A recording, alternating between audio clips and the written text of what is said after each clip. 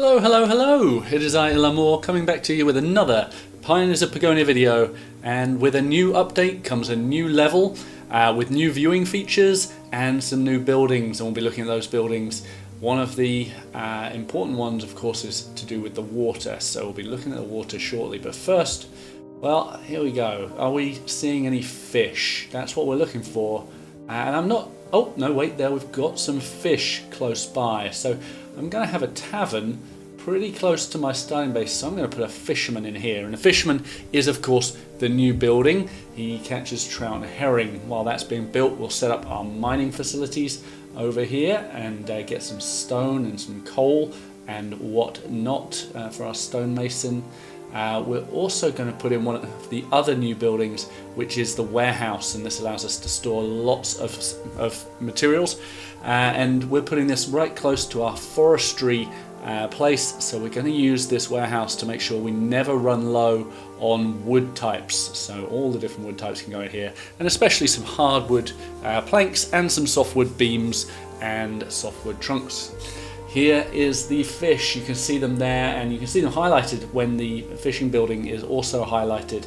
There they are swimming around, and there are fishermen casting out for the first time. There's 3 of them, and I've looked at the odds. The odds of catching a fish when they cast out is 1 in 3. So one of these 3 should catch a fish roughly every time they go out. And in fact, on the left there, you can see he's got a fish. He's grabbed it, he's pulled it in, and so back he goes to deliver the first fish. Very exciting. I'm really happy to see this in Pioneers of Pagonia. It's another food source, but man does not live on fish alone. So we're also going to put in a hunter's lodge because we've got some wild boar over there, and there's quite a lot of space, so we'll see what we can do with that.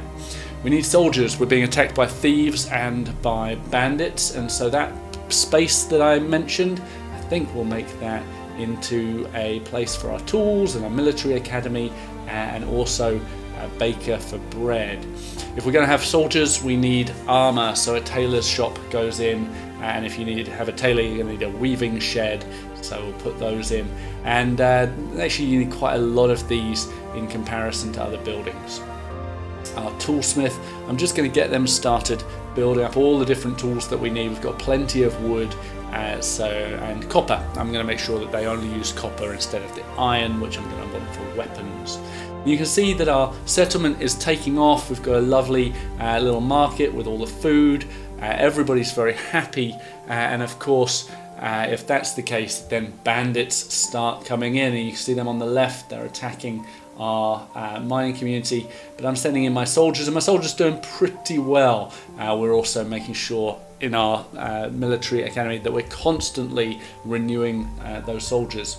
The guards weren't cutting it though, so now we've got an advanced soldier and or a veteran soldier, and he is taking the fight to the bandits. So yeah, everything going pretty well. Over time, the number of bandits attacking grew, and so I found that I was going through a lot of soldiers to try and fend off all of their attacks. So I started getting a little worried about what I was going to do. Started thinking, where can I find their camps to attack them? Well, we found our friends, our allies, but they seem to be harbouring the bandits. You see that bandit camp right in the middle? It's right next to our apparently allies, and those guards are just not paying any attention. They're just having a nice chat across the border. So I guess we're going to have to deal with these bandits ourselves, and including Mr. Red Hood Man, who looks very mysterious. So I decided I didn't have enough military. I needed to do something which I haven't done before actually, which is to set up another military academy, armorsmith and weaponsmith, to try and increase my production of soldiers. And with all of those, I sent my soldiers off to attack. And one of the new things that I like in this update is you can send your soldiers to attack outside of your boundaries, so you're not forced to wait and just watch the bandits attack you. You can take the fight to them, even if you have to cross not enemy territory but ally territory to do it. So you see my soldiers going up the side of the lake there. They're crossing over into other people's borders. They don't care. Boundaries mean nothing to them. They're international men of mystery. And in they go and take the fight to the bandits. Now, I've got thieves. I've got rangers who normally deal with thieves. But I found actually rangers are pretty good at dealing with both bandits and thieves, and in fact spectres and things like that. So I really like getting rangers early on from the Adventurers Guild, but to be honest, it's the advanced soldiers who really take the fight to the bandits, and each one of these will take out about 3 normal bandits until their camp is destroyed. So yeah, well done guys. There are also spectres on this map, and that's where our rangers come into play, and you can see our rangers going to patrol as close to the edge of the map as they can there, and as they get rid of the fog of war, they find the spectres, and the spectres, of course, we can see them with the blue smoke, and they just charge into the battle. Rangers and Fearnaughts, I really like the adventurer side of Pioneers of Pagonia military. One of the things that I've realised is it's best to have a number of guardhouses with different types of units in each guardhouse, so that you can control them individually, so that you're not sending soldiers and rangers after spectres, for example. And here you can see my rangers and Fearnaughts dealt with that spectre camp very nicely out of that guardhouse. So yep, there's more they'll have to deal with them, but in the meantime we are advancing. We're trying to expand our territory as much as possible.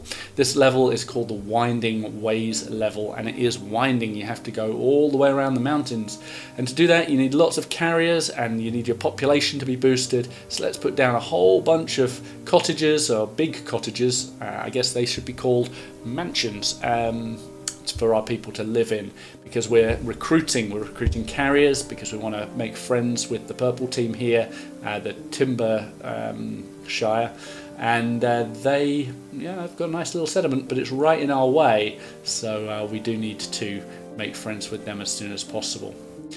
As the level continues, again having to wind all the way around, send our explorers out to try and find all the interesting things on this level. It does take a bit of time. It is a little bit frustrating because you can see where you want to go, but it just takes a lot of time, and we make that time by making sure we're housing everybody and make little communities.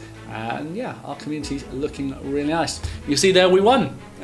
We made friends with the other faction, and there's big celebrations. Everybody's very happy about it, sending up the fireworks. Another reason to celebrate, of course, we have completed the Rabbit of Great Comfort, and it's Easter, so we've got an Easter themed Rabbit of Great Comfort, and we should be very happy about that.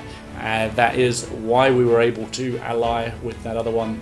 Maybe a little bit more worrisome, we've got a finished tomb. This was the last thing that I had to do on this level, and having completed that right in the far corner, the level was over and we were ready to merge with the other faction.